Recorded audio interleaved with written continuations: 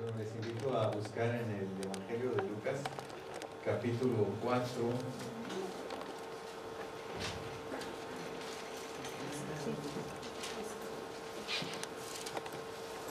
El domingo pasado leímos el episodio del bautismo del Señor Jesús y nos estamos brincando un episodio muy importante, que es la confrontación de Jesús con el diablo en el desierto. Y después estamos en este episodio que vamos a leer hoy, del 14 al 21 de Lucas 4. Lucas 4, 14 al 21, Jesús en Nazaret. Sí. Lucas 4, 14 al 21. Puedes llamarle espíritu de restauración. Voy a leer la palabra de Dios en Lucas 4, del 14 al 21. Dice así en la versión La Palabra: Jesús, lleno del poder del Espíritu Santo, regresó a Galilea. Su fama se extendió por toda aquella región. Enseñaba en las sinagogas y gozaba de gran prestigio a los ojos de todos. Llegó a Nazaret, el lugar donde se había criado, y como tenía por costumbre, entró un sábado en la sinagoga y se puso en pie para leer las Escrituras. Le dieron el libro del profeta Isaías y al abrirlo encontró el pasaje que dice: El Espíritu del Señor está sobre mí, porque me ha consagrado para llevar a los pobres la buena noticia de la salvación.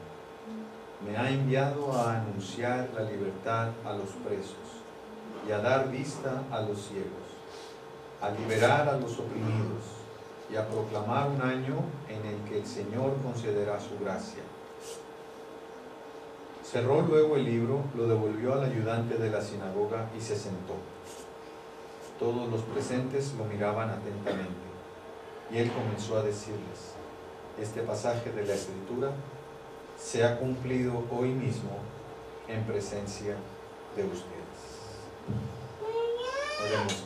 Gracias, Señor, por tu palabra. Gracias por esta bendita, buena noticia que nos compartes hoy. Por el poder de tu Espíritu, esta palabra viva pueda ser una semilla poderosa en nuestros corazones. Amén. Bueno, lo primero que vemos es que el Espíritu Santo está presente en el ministerio de Jesús. Jesús realizó su ministerio en el poder del Espíritu Santo. Dice el primer versículo 14, que Jesús estaba lleno del Espíritu Santo. No podemos entender entonces el ministerio de Jesús, sus palabras, sus milagros, sus conversaciones que tuvo con la gente, sus encuentros, su muerte, su resurrección y su ascensión, sin el poder del Espíritu Santo. No lo podemos entender. Jesús está haciendo todo su ministerio en el Espíritu Santo, lleno del Espíritu Santo. Entonces, el Hijo Jesucristo y el Espíritu Santo están en un solo acuerdo. No se trata de dos agendas diferentes, la agenda de Jesús y la agenda del Espíritu Santo por un lado y por otro, ¿no? Es la misma agenda. Es lo que hace Jesús, lo hace lleno, impulsado, empoderado, capacitado por el Espíritu Santo, ¿verdad? De aquí entendemos algo que un teólogo cristiano de hace muchos años, que se llamó Ireneo, ¿verdad?, dijo acerca de Jesús y el Espíritu Santo. Más o menos por el año 200 de nuestra era, él explicó la Trinidad de esta manera. Dijo, bueno, el misterio de la Trinidad, que es un misterio difícil de explicar, como tres personas son un solo Dios y hay un solo Dios en tres personas. Bueno, dice, esto se explica así: el Espíritu Santo y el Hijo Jesús son las dos manos de Dios metidas en la historia humana. Dios ha metido sus brazos, sus manos en la historia humana, y estas dos manos son Jesús y el Espíritu Santo. Los dos brazos de Dios metidos en nuestra historia, y así lo hemos experimentado. Cuando Dios nos ha salido al encuentro, a la vuelta de la esquina de la vida, nos ha salido gracias al Espíritu Santo, presente aquí en el mundo y todavía dando testimonio de Jesús, llevando a la gente al señorío de Jesús, llevándonos a nosotros principalmente a seguir a Jesús. Nosotros seguimos a Jesús por el Espíritu Santo, como decíamos el domingo pasado. Entonces, lo primero que notamos, todo el ministerio de Jesús es en el poder del Espíritu Santo. Cada paso que dio Jesús era en el poder del Espíritu Santo. Él estaba lleno del Espíritu Santo desde el principio hasta el final, en su ministerio, en su vida, en sus pensamientos, en sus palabras, en sus acciones, en sus milagros, en sus encuentros con la gente, en sus enseñanzas, en su muerte, en su resurrección y en su ascensión. Así pues, lleno del Espíritu Santo, llegó a Nazaret, que era un pueblecito de calles no pavimentadas, ¿verdad? Era un tierrosa de aquella época, ¿verdad? Todo tierroso, todo polvoriento, Nazaret, una villa, un caserío ahí, en donde él se había criado, lo habían conocido a él como niño. Y entonces, como tenía por costumbre, y era muy famoso ya en toda la región de Galilea, entró a la sinagoga. Era día de reposo. Y a los hombres les correspondía leer el rollo que había. En cada sinagoga había un rollo de las Sagradas Escrituras hebreas, el Antiguo Testamento. Y él buscó el texto del profeta Isaías. Le dieron pues el rollo del profeta Isaías, dice, y encontró el pasaje ese que está en el capítulo 61 de Isaías. El Espíritu del Señor está sobre mí. Jesús ahí en esa sinagoga leyó el texto de Isaías donde dice, el Espíritu del Señor está sobre mí. Todos los que estaban en la sinagoga lo conocían, de joven, de adolescente, de niño, de muchacho, de chiquillo, lo conocían, ¿verdad?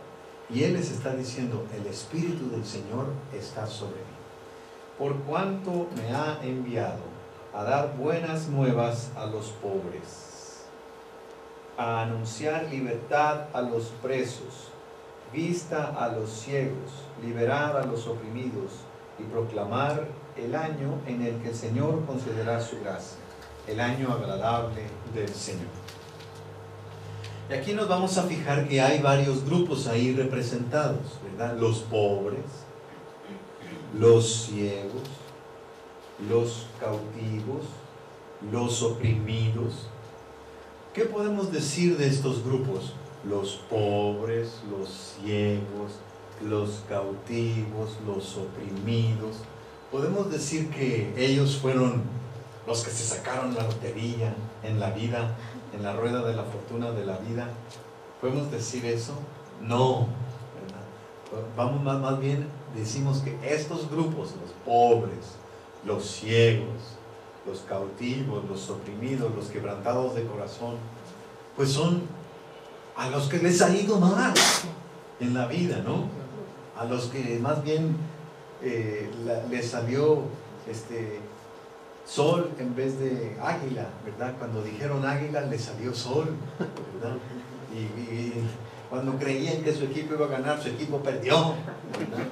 Es decir, lo que ellos esperaban al llegar, al nacer, que pues la vida les recogiera, les alimentara con cariño, les dijera, qué bonito, qué bueno que llegaste chiquito a este mundo. No, la vida les dio una cachetada y les dijo, no es así, es dura la vida, es difícil la vida, no te creas que eres especial, eres un escuincle indeseado, ¿verdad? Y es difícil para ti la vida. Eres pobre, eres ciego, tienes el corazón quebrantado, ¿verdad? Tienes un quebrantamiento emocional, eres oprimido y estás en la cárcel, ¿verdad?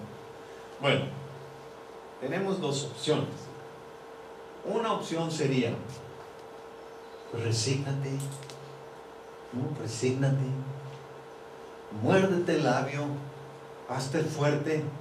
Así es la vida, y ni modo, así te tocó, ¿verdad? Resígnate. Y si te resignas, vas a ser muy sabio, vas a ser la persona más sabia del mundo. Si pues dices, pues sí, soy así, oprimido, estoy encarcelado, estoy con el corazón quebrantado, y así no hay esperanza para mí, así es mi destino, ese es mi destino, me tengo que resignar. A esa corriente de pensamiento que aprecia la resignación, ¿verdad? Que valora la resignación, que piensa que la resignación es una virtud, ¿verdad?, de la vida, le hemos llamado estoicismo. Estoicismo, ¿verdad? Se parece al estoy. Pues así como estoy, así, estoicismo. Como estoy ya no cambio, estoicismo. Se parece a consumismo, ¿verdad? O sea, con su mismo pantalón, con su mismo carro, con su mismo todo, ¿verdad? Es decir, resígnate, estoicamente resígnate.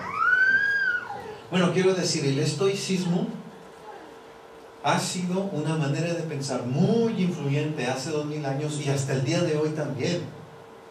O sea, así como te tocó, así pues resígnate. Ya no hay nada que hacer, no hay esperanza. Si estás ciego, pues ni modo. Si estás pobre, ni modo, ¿verdad? Si estás quebrantado en el corazón, ni modo, ¿verdad? Si estás en la cárcel, oprimido, ni modo, ¿verdad? Ya ni modo. Había un programa de televisión que así decía, ¿no? Ya ni modo. Bueno, en mi época. Ya ni modo. Es decir, no hay nada que hacer. Esa es una opción. Esa opción se ha infiltrado de alguna manera dentro de la fe cristiana. Y algunos cristianos hemos llegado equivocadamente a decir, es que así es. Así es. Tenemos que resignarnos en la vida. Y hay que contentarse con la mala suerte que le ha tocado a uno. No hay nada que hacer. Como dije, esta postura se puede disfrazar de una especie de piedad, que dice que Dios así lo ha ordenado todo, que todo lo que ocurre es voluntad de Dios, que siempre pasa lo mejor, que no importa si te ponchó la llanta, se te acabó la gasolina o te atropellaron, pues amén, ¿verdad? Es voluntad de Dios, siempre pasa lo mejor. Si tu esposa te engañó, pues amén, ¿verdad? Si tu hijo anda en malos pasos, pues amén. ¿Me explico? Todo lo que ocurre es bueno. Siempre ocurre lo mejor. Eso se parece al estoicismo. Todo está en su lugar. Así como está bien. Cuando Jesús agarró el profeta Isaías y dijo, el Espíritu del Señor está sobre mí, y empezó a decir esto, porque me ha enviado a dar buenas noticias a los pobres, a dar la vista a los ciegos, a liberar a los cautivos, a sanar a los quebrantados de corazón. Él está tomando la otra opción. Él está diciendo, no todo lo que está ocurriendo está bien. No es la voluntad de Dios como están las cosas. Así como están las cosas, no hay que resignarse. Le vengo a dar buenas noticias a estos grupos que no se sacaron la lotería en la vida y que no les ha ido bien en la fortuna de la vida. Y les vengo a decir, no tienen por qué resignarse. Yo les vengo a anunciar la buena noticia del reino de Dios cerca de su vida. Dios les quiere abrir los brazos y darles gracia. Dios se quiere agradar de ustedes. Dios les está anunciando la salvación. Al ciego le vengo a dar vista. Al pobre le vengo a decir buenas noticias. Tenías una deuda, se te es cancelada, te es perdonada, ¿verdad? En el tiempo del profeta Isaías es obvio pensar que los cautivos son esos del pueblo de Israel que estaban cautivos allá en Babilonia, y que las buenas noticias de Isaías 61, que el Señor los libera de ese cautiverio allá en Babilonia. Pero en el tiempo de Jesús, la gran mayoría de los que estaban en la cárcel no era porque fueran asesinos, violadores, criminales, ¿verdad? Gente que había cometido algún crimen y que estaba por eso en la cárcel, sino que la gran mayoría de los que estaban en la cárcel en el tiempo de Jesús eran deudores que no habían podido pagar sus deudas y que el comité financiero los había traído para meterlos en la cárcel. De manera que el pueblo no había practicado el perdón de las deudas que debían de practicar cada 50 años, cada 7 años, ¿verdad? Cada 7. Entonces, como no se había cumplido esa palabra de Dios de perdonarle la deuda al hermano, pues los metían en la cárcel. Por eso cuando dice, vengo a predicar que hay libertad a los presos, ¿verdad? Libertad a los presos. No se trata de cualquier preso. No es libertad, ¿me explico? Al destripador y al descuartizador y al violador. No se trata de libertad a esos presos, ¿verdad? ¡Qué miedo! Van a salir y nos van a tocar a la puerta. Vengo por un pedazo de usted. No. Son en libertad a los presos que están presos por la injusticia de un sistema que no ha cumplido la voluntad de Dios. Están presos porque no se les ha perdonado una deuda en el tiempo en el que se debía perdonar una deuda, y se les ha obligado a estar en la cárcel como resultado de un sistema de injusticia. Bueno, el día de hoy se parece mucho.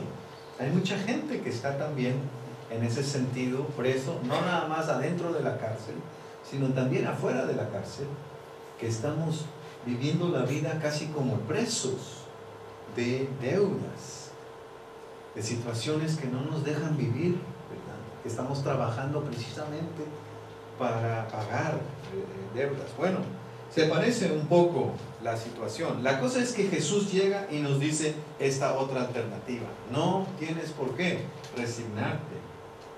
Vengo a anunciar la posibilidad de que esa situación en la que tú estás viviendo tiene una salida. Tiene una puerta de salida. Esa puerta de salida, ese éxodo de liberación, ¿verdad? Es el Evangelio. Jesús entre nosotros. Finalmente el Señor Jesús tomó el rollo, lo cerró, ¿verdad? Cerró ese libro sagrado, y uno pudiera pensar, ¿verdad? Porque uno pudiera pensar que algo iba a comenzar en ese momento.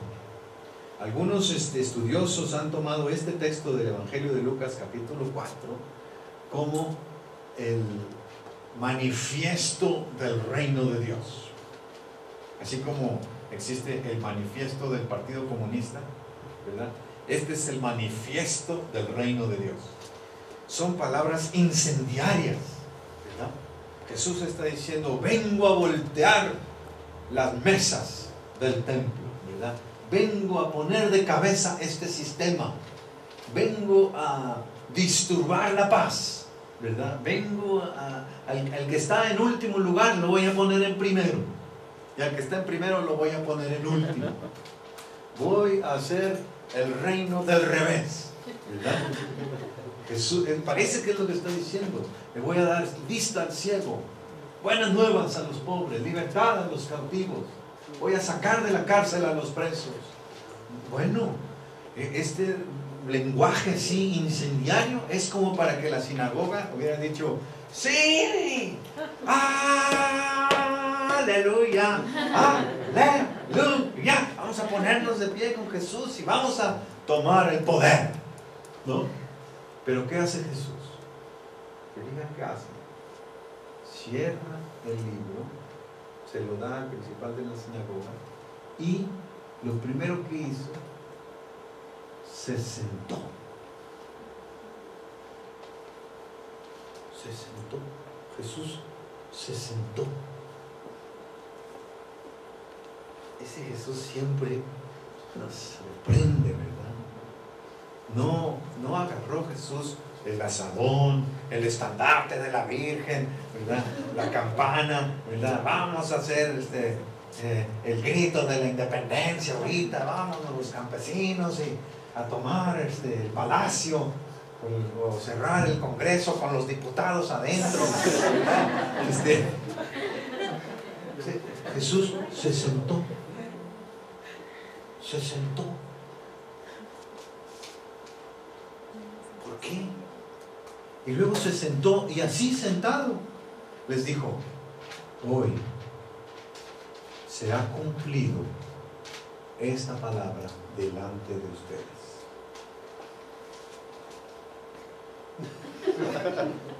¿Sí? Como para que todos se quedan con la boca abierta, ¿verdad? ¿Qué? ¿Cómo?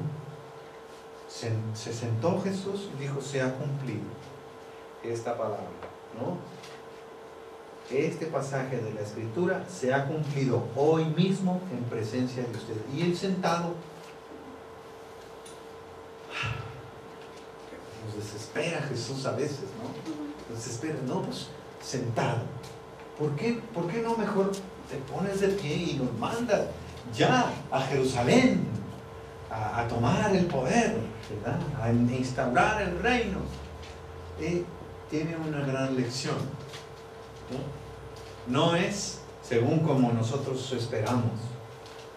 La estrategia de Jesús es diferente.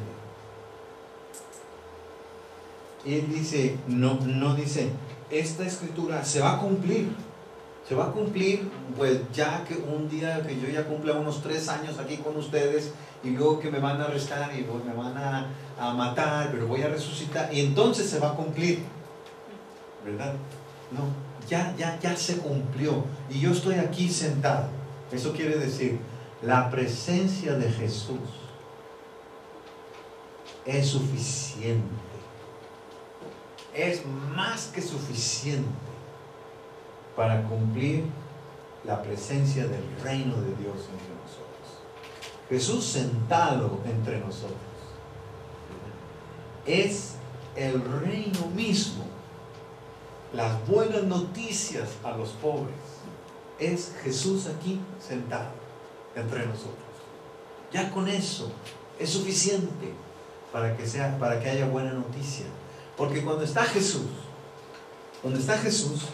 ahí, en donde hay necesidad, Dios suple con abundancia. Ahí donde está Jesús, 5 panes y 2 peces son capaces de alimentar a una gran multitud. Ahí donde está Jesús, buenas noticias para los pobres. Porque aquellos frijolitos, medio kilito que yo puse, nomás se le echa unos 2 vasos de agua más y alcanza para el doble de personas, ¿verdad? Sí o sí no. Dios multiplica cuando está Jesús ahí, porque al estar Jesús, de pronto se abren las puertas para compartir. Y los pobres compartimos con los otros pobres, y unos con otros nos ayudamos, y esas son buenas noticias. Buenas noticias porque está Jesús. Buenas noticias para los pobres. Y el que está ciego recibe la vista ahí donde está Jesús. Y Jesús lo demostró una y otra vez a lo largo del Evangelio. Sanaba a los ciegos. Y es cierto, a muchos otros ciegos no sanó, pero sí le dio una nueva forma de ver. A lo mejor ciego, pero podían ver. Es más, a algunos que estaban buenos y sanos de los ojos, los puso ciegos para que pudieran ver. Estoy pensando en el caso de Saulo de Tarso. Tenía buenos sus ojos y cuando se encontró con Jesús quedó ciego. ¿Cómo es eso? Tal vez Saulo de Tarso pudo haber ido a la compañía aseguradora a quejarse por su póliza. Es decir, Jesús me hizo el trabajo al revés. Se supone que él iba a darle la vista y a mí me la quitó. Pero se la quitó para que pudiera ver. Porque en esos días que estuvo ciego Saulo de Tarso, él entendió de qué se trata Jesús. Y después cuando oraron por él, lo bautizaron, él pudo ver.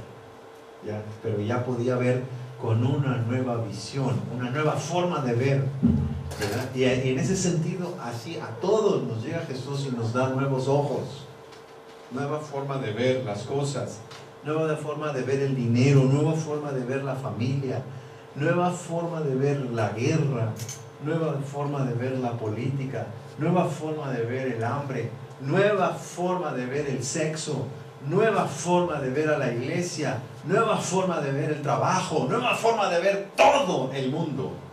Sí, nos da vista a los ciegos Jesús.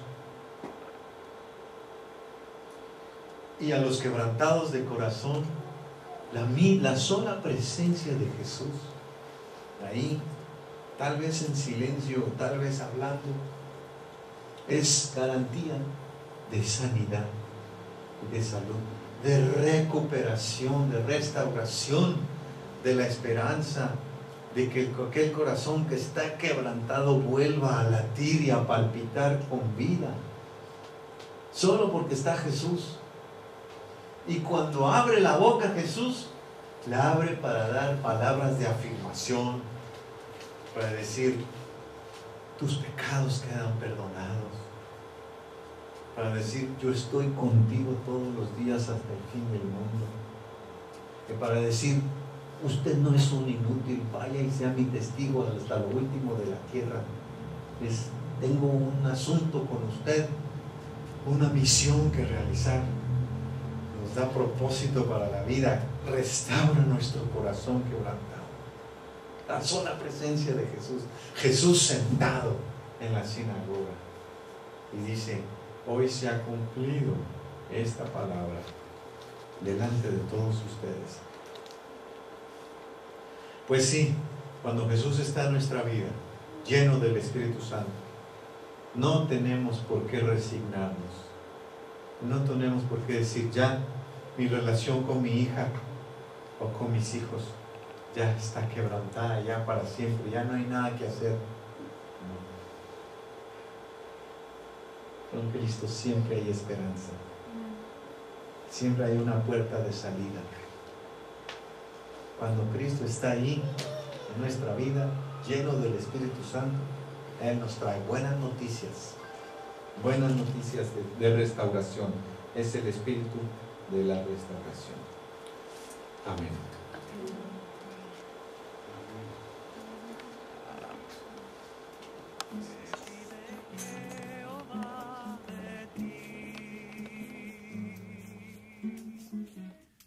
Que temas al Señor tu Dios.